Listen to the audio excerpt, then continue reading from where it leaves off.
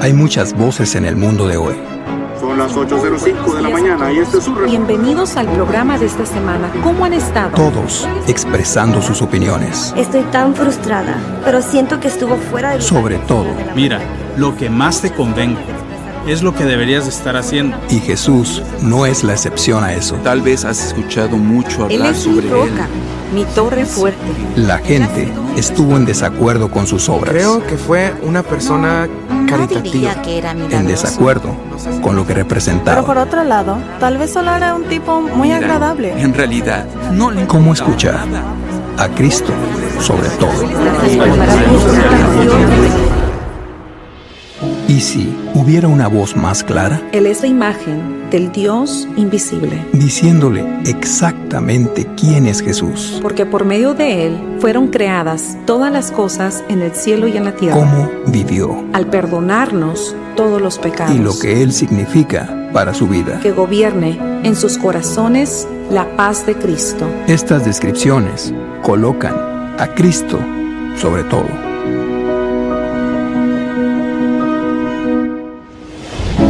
En instantes, el momento decisivo. Debemos determinar honrar a Dios. Una tenacidad que honre a Dios. Que al ser llamado por Dios, voy a hacerlo. No sé lo que se vaya a interponer, pero por la gracia de Dios voy a cumplir con este ministerio.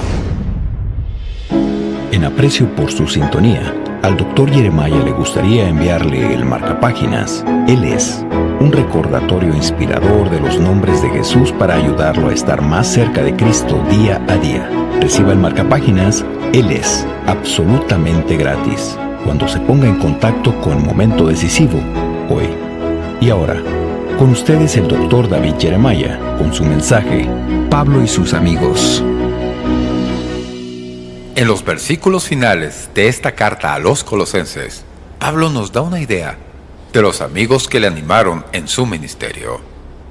Son gente común, como ustedes y yo, que Dios usó para difundir el Evangelio por el mundo. Y déjenme decirles que sin esos amigos, Pablo no habría sido capaz de llevar a cabo su ministerio. Para Pablo, ellos eran indispensables. Hicieron su ministerio posible. Nadie puede lograr algo grande para Dios sin la ayuda de los demás. Muchos actúan como si todo dependiera de ellos y nadie más contara, pero si lee la Biblia y la historia del cristianismo, descubrirán que donde hubo grandeza, hubo muchas personas involucradas. Si un hombre se lleva el crédito, él sabe muy bien que no es solo él. Todos necesitamos compañeros que nos apoyen, nos animen y ayuden. Adán tuvo a Eva, Moisés tuvo a Josué y Aarón, David a Jonatán, Ruth a Noemí. Jesús tuvo a sus 12 y su círculo íntimo, Pedro, Santiago y Juan. Podría seguir. La Biblia dice que, como el hierro se afila con hierro, así un amigo se afila con su amigo. No estamos hechos para hacerlo solos, debemos hacerlo juntos. Eclesiastés 4:9 dice, mejores son dos que uno, porque tienen mejor paga de su trabajo. Así que, si llega al último capítulo de Colosenses y quiere saltarse los nombres, no lo haga. De hecho, Pablo termina destacando a 10 amigos que hicieron posible su ministerio. Sin esas 10 personas, usted y yo no tendríamos este libro de Colosenses y no habríamos tenido acceso a los tesoros de Cristo. Veamos estas amistades y aprendamos sobre ser un buen amigo. Recordemos también que la amistad es un tema muy diverso. Todas las personas son diferentes y todas aportaron algo. Así, comencemos. Primero, hubo un amigo confiable. En Colosenses 4:7-8 dice, todo lo que a mí se refiere os lo hará saber Tíquico, amado hermano y fiel ministro y consiervo en el Señor, el cual he enviado a vosotros para esto mismo, para que conozca lo que a vosotros se refiere y conforte vuestros corazones. Pablo lo describe como un amado hermano, fiel ministro y consiervo en el Señor. Debía poner al corriente a los demás sobre Pablo en Roma y debía consolarlos. Quizá Tíquico fue el mensajero de la carta desde la prisión hasta los colosenses. Era un amigo de confianza, un amigo totalmente leal a Pablo, en el que tenía plena confianza. Y también en el libro de Efesios, capítulo 6 y versículos 21, descubrirán que él entregó la carta a los efesios. Y al acercarse Pablo a la muerte, envió a Tíquico a cuidar de la iglesia en Éfeso, segunda de Timoteo 4:12. Así que era un amigo importante de él. Y la Biblia dice que lo acompañaba en el viaje a Colosas un nuevo amigo. Este hombre se llamaba Onésimo. Déjenme contarles de él. Él era un amado y fiel hermano, que es uno de vosotros. Pablo dijo que todo lo que acá pasa os lo harán saber. Onésimo confunde a mucha gente, porque la Biblia dice que era esclavo.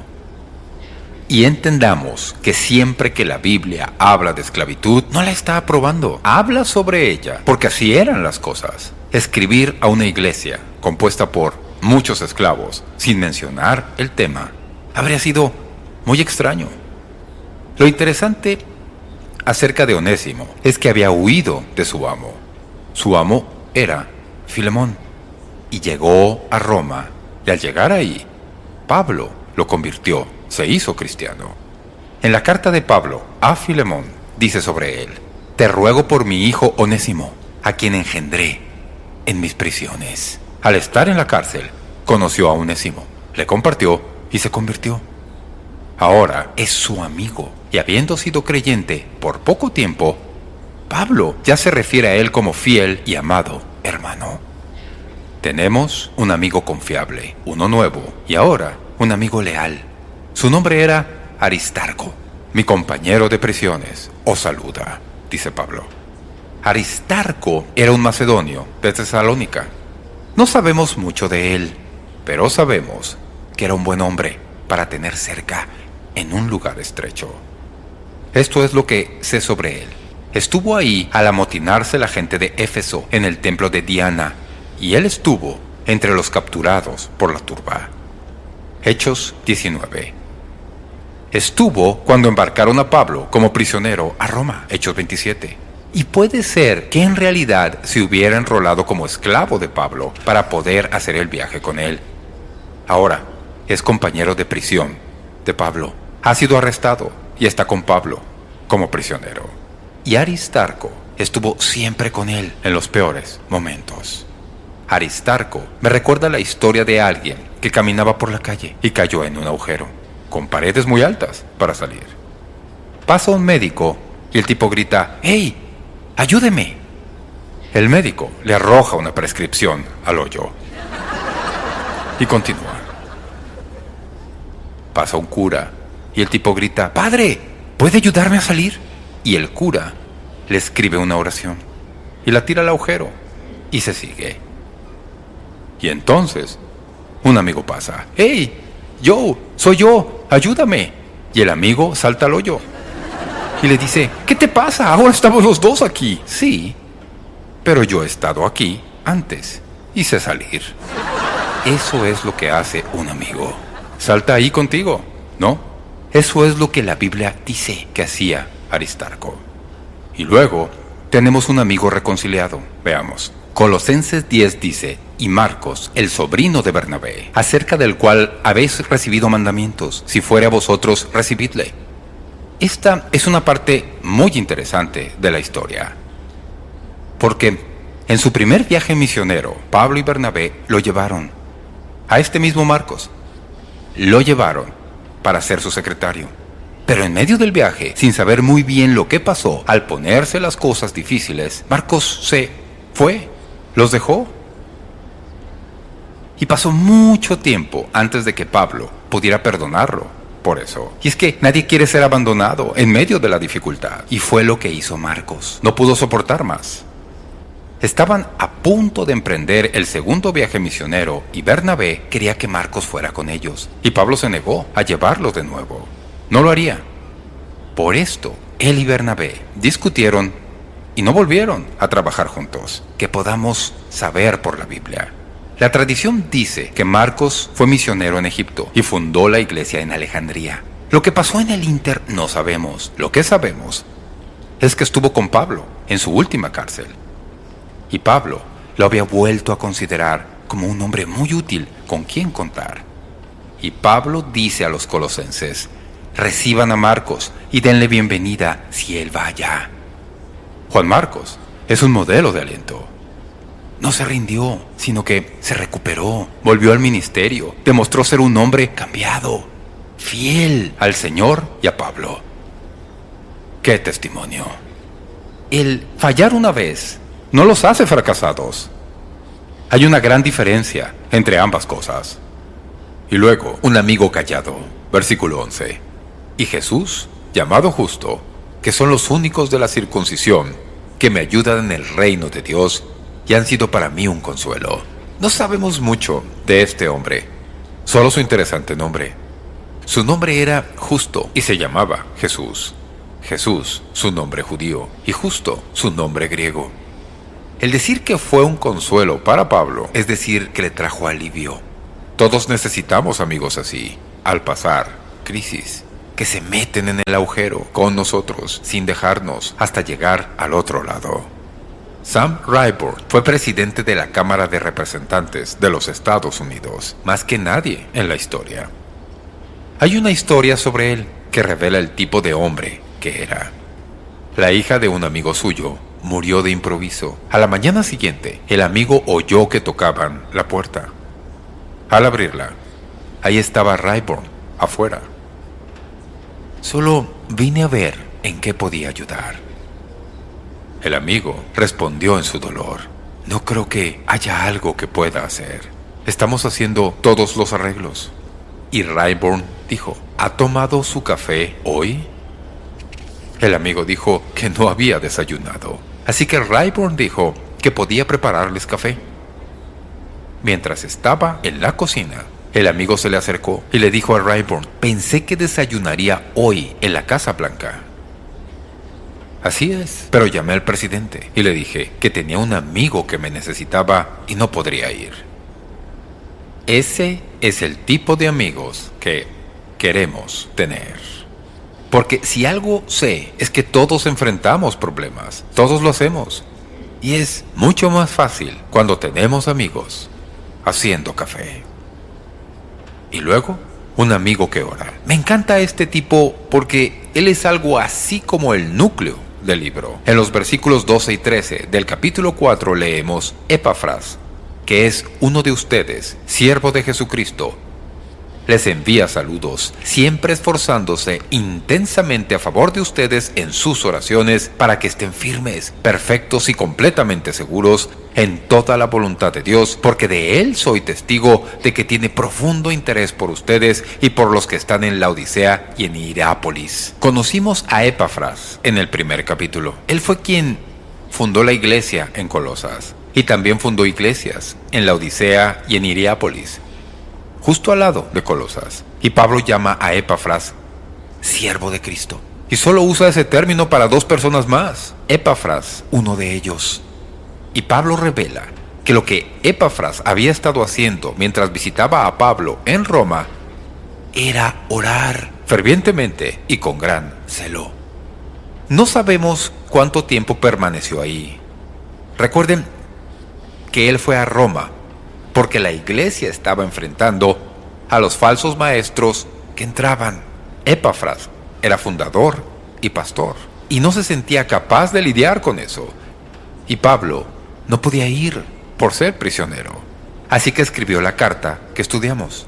Y la carta que escribió a los colosenses está basada en la plática que tuvo con Epafras. Eso es todo lo que Pablo sabía de ellos. Nunca fue, ni conoció a nadie más. Pero sabía de ellos porque Epafras fue fiel en contarle lo que estaba pasando. Pero lo que debemos recordar es que este hombre fue un guerrero de oración.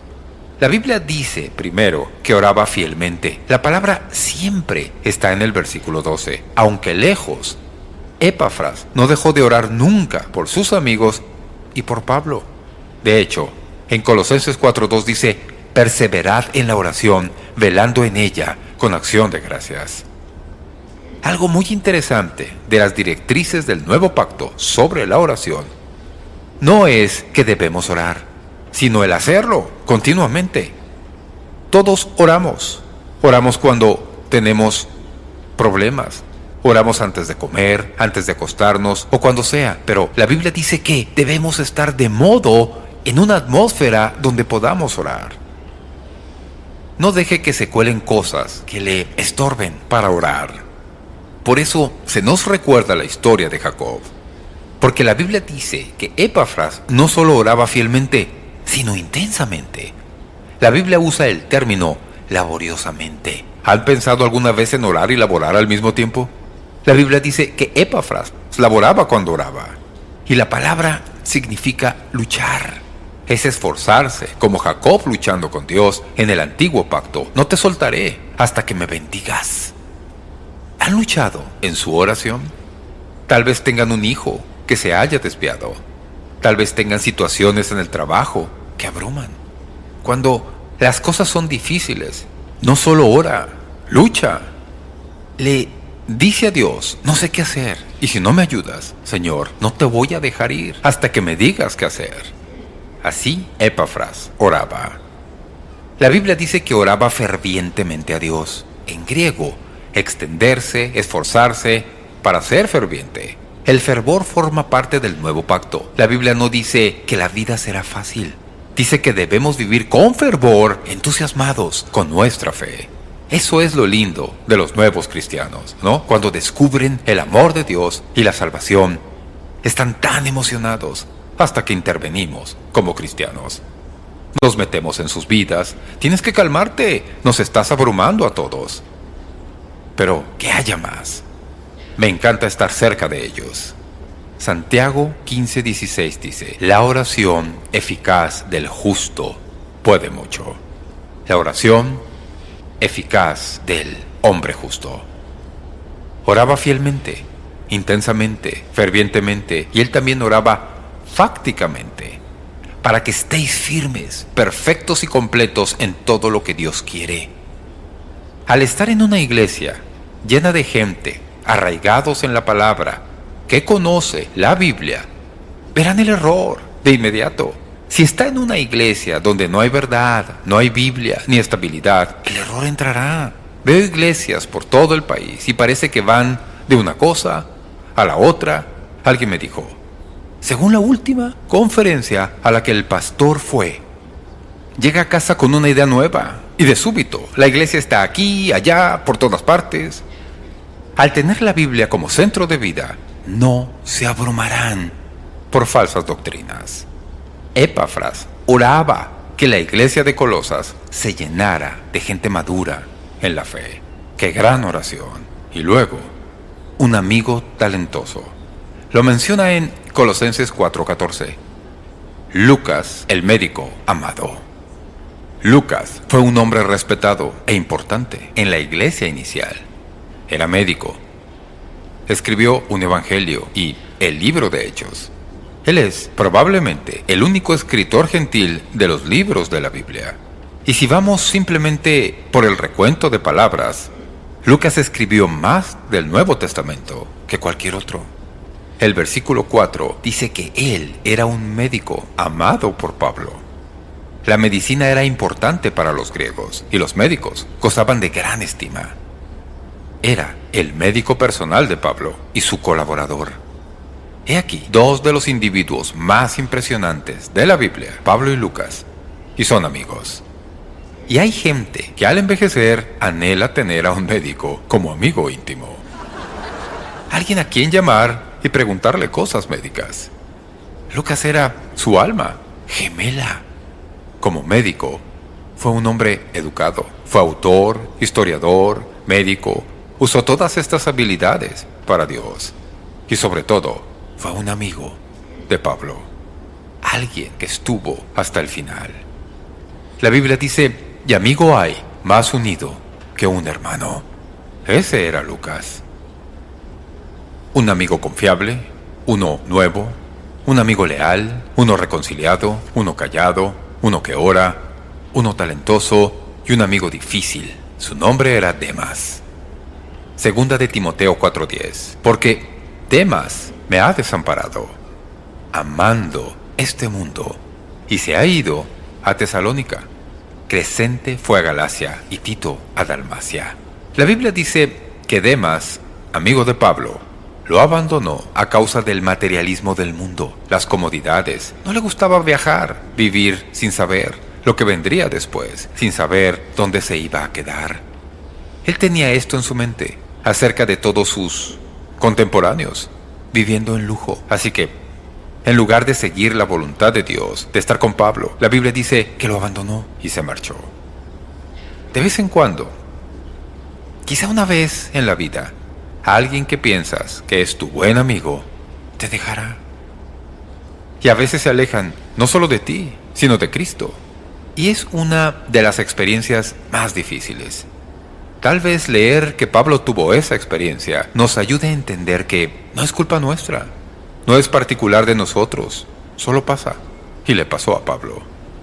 Aquí el siguiente, un amigo hospitalario. En los siguientes versículos encontramos a Ninfas. Saludad a los hermanos que están en Laodicea y a Ninfas y a la iglesia que está en su casa. Cuando esta carta haya sido leída entre vosotros, haced que también se lea en la iglesia de los laodicenses, y que la de Laodicea la leáis también vosotros. Les hablaré rápidamente de él. Debió ser un líder maduro y hospitalario en la iglesia. Recibía mucha gente en su casa, porque la Biblia dice que la iglesia estaba ahí. Con frecuencia las iglesias iniciales estaban en sus casas. Tal vez tenía una casa grande, es probable. Tenía excelentes relaciones públicas, del tipo que reúne varios grupos de amigos y que multiplica las amistades en su vida. Y finalmente, un amigo desalentado. Colosenses 4:17 y 18. Decid a Arquipo, mira que cumplas el ministerio que recibiste en el Señor. La salutación de mi propia mano, de Pablo, acordaos de mis prisiones. La gracia sea con vosotros. Parece que Arquipo estaba al límite. Pablo le escribe para que no lo deje y continúe, que su ministerio era un don de Dios y que era un administrador de Dios que tendría que dar cuenta algún día. Y dado que Dios le dio su ministerio, el Señor también le ayudaría a llevarlo a cabo. La palabra aquí, para cumplir, es la idea de que Dios tiene propósitos definidos para cada iglesia y siervo. Él trabaja con nosotros para completar las buenas obras que ha preparado. Cumplir es terminar. No deserten, no paren, ni se rindan, no desmayen, ni huyan. Continúen haciendo lo que Dios les dijo. Y no es solo para los pastores. Lo que sea que estén haciendo, sirviendo a Dios, no pueden hacerlo por mucho tiempo antes de enfrentar el desánimo. Alguien se va, no tienen dinero suficiente. Tal vez alguien hace algo que echa por tierra todo el asunto. Y es muy fácil abandonarlo todo. Pero debemos determinar honrar a Dios. Una tenacidad que honre a Dios. Que al ser llamado por Dios, voy a hacerlo. No sé lo que se vaya a interponer, pero por la gracia de Dios voy a cumplir con este ministerio. Eso oró Pablo por su amigo Arquipo. Y es lo que debemos hacer. Esa determinación divina, santa obstinación. Buenas palabras en ese contexto. Entre 1920 y 1952, 7 expediciones trataron y fracasaron llegar a la cima del Everest. Sherpa Tenzing Norgay participó en 6 de ellas. Sus colegas bromeaban que él debía tener un tercer pulmón para poder llevar tanta carga de arriba abajo. Se ganó el respeto de todos ahí. En 1953, Tenzing se embarcó en su 7ª expedición con un grupo dirigido por el coronel John Hunt. La estrategia era simple, pero agotadora. Equipos de A2 harían su camino a la montaña, abriendo paso, asegurando sogas, y terminarían exhaustos para hacer posible la siguiente etapa para otro equipo. Y los escaladores, usando el camino, permitiría que finalmente 2 equipos intentaran alcanzar la cima. Los primeros fueron Tom Bourdillon y Charles Evans. Cuando fracasaron, el siguiente equipo intervino, Tenzing y Edmund Hillary. Tenzing escribió de ellos: exhaustos, enfermos, de agotamiento y decepcionados por no haber alcanzado ellos la cumbre. Pero aún así, habían hecho lo posible por ayudarnos. Y pensé, sí, la montaña hace grandes hombres. ¿Qué hubiera sido de Hillary y de mí sin otros? Escaladores que habían hecho la ruta, los sherpas que llevaban la carga. Fue solo por el trabajo y el sacrificio de todos ellos que tuvimos oportunidad de alcanzar la cima. Y así, el 29 de mayo de 1953, Tenzing Norgay y Edmund Hillary lograron lo que ningún otro había logrado. Estaban en la cima del Monte Everest, la más alta del mundo. Tenzing Norgay estaba agradecido con los alpinistas y sherpas en ese gran viaje al Everest. Le hicieron posible alcanzar la cima más alta del mundo. Al cerrar el libro de Colosenses hoy, siento algo parecido por Pablo y sus 10 amigos. Agradezco su vida y ministerio. Sin ellos no habríamos podido escalar el Everest, el libro de Colosenses. Sin ellos no habríamos podido experimentar la supremacía y suficiencia de Cristo. Él está por encima de todo. Su nombre es excelso y en Él lo tenemos todo.